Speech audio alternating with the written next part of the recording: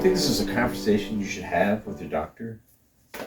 Oh, hi. I'm having a conversation with our plumber friend here. No need to say goodbye. We'll see you again later. We were discussing problems that arise in our mouths. What is common knowledge and what isn't? When you think of, issues that can happen in the mouth, you think of gingivitis. That is a condition when your gums can be inflamed, swollen at times, and even bleed. The good news is, with proper brushing, dental care, and hygiene, it can be reversible. But what is the cause of this? It actually could be lots of different types of bacteria.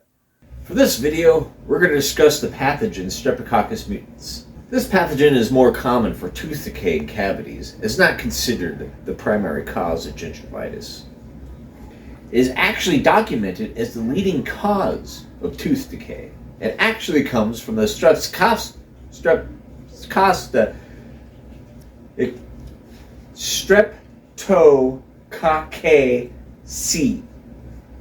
which actually translate to twisted grain. Let's avert our attention back to our plumber friend. Let's have him open wide and we can zoom in his mouth and take a look at what we're dealing with. Looks like our microscope needs adjusting. Let's zoom in a bit more. This slide of streptococcus mutans is gram-positive, and you could tell this because the cell wall has a violet stain it got through the staining test.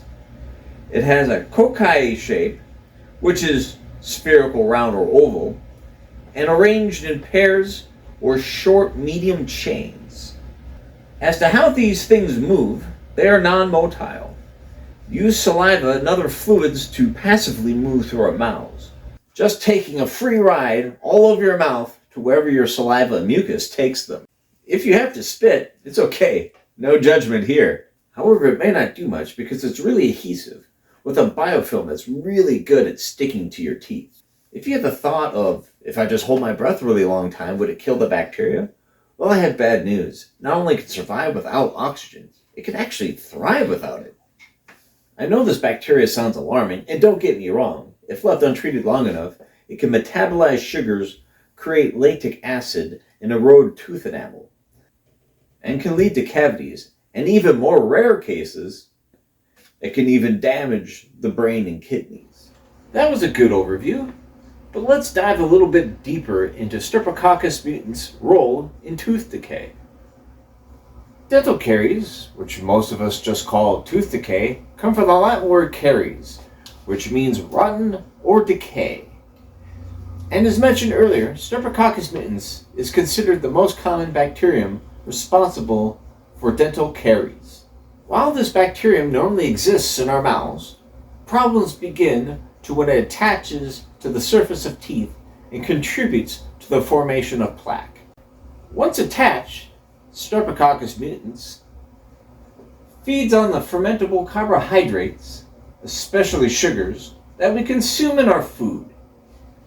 As it metabolizes these sugars, the bacteria produces lactic acid as a byproduct. This acid lowers the pH of the mouth, and when the pH drops below approximately 5.5, tooth enamel begins to undergo demineralization. Unlike many oral bacteria, Streptococcus mutans is highly acid tolerant. It is noted that its cells induce an acid tolerant response, or ATR for short.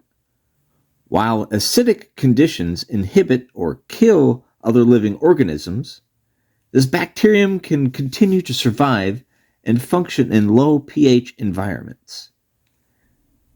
This acid tolerance allows it to persist on tooth surfaces even as it creates conditions that damage enamel. Demineralization is a loss of essential minerals, primarily calcium and phosphate, from the enamel. Over time, repeated acid attacks prevent the enamel from repairing itself, eventually leading to the formation of cavities. In addition to acid production, Streptococcus mutans creates a sticky biofilm, also known as dental plaque. This biofilm is made from extracellular polysaccarides, which is made from the bacterium themselves. The biofilm allows the bacteria to firmly adhere to teeth, protects them from being washed away, and creates an environment where they could continue feeding on enamel.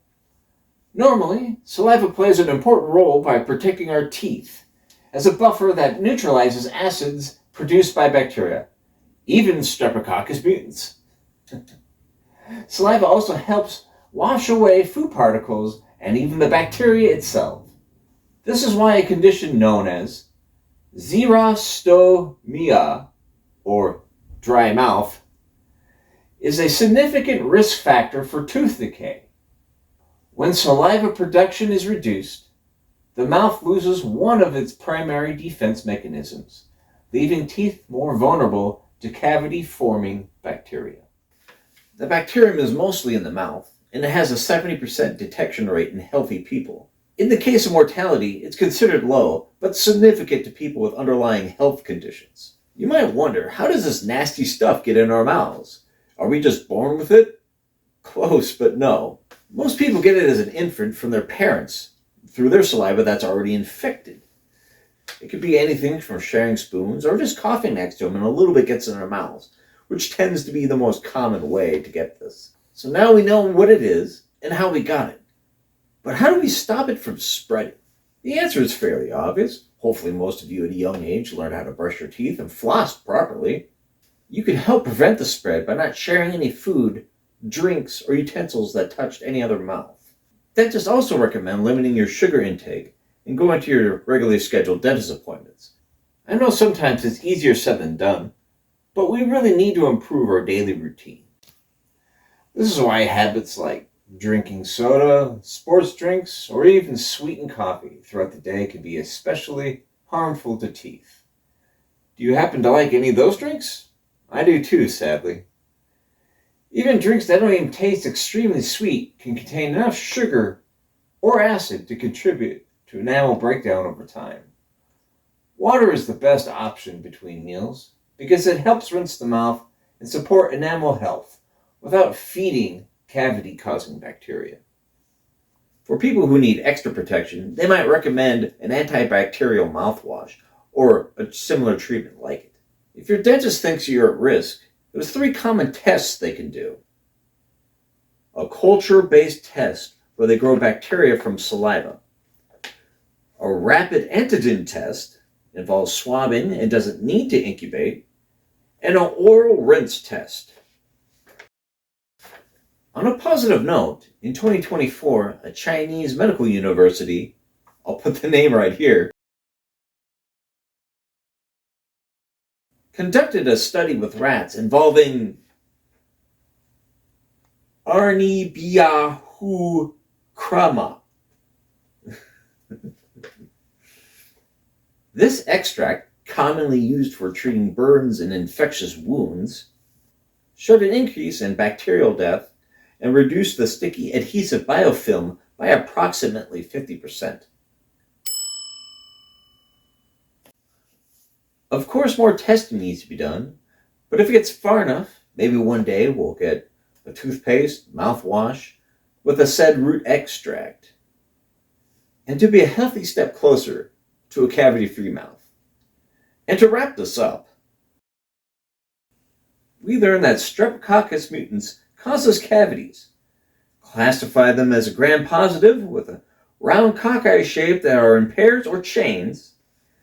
It is commonly spread to us as infants through our parents.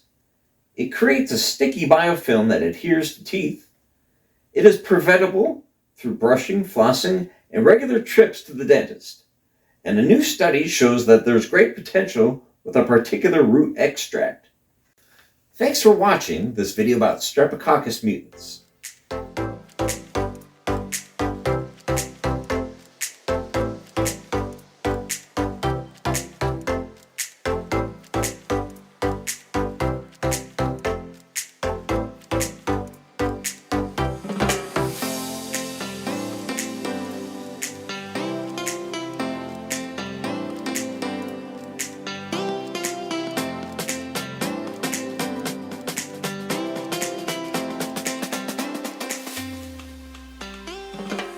That's it.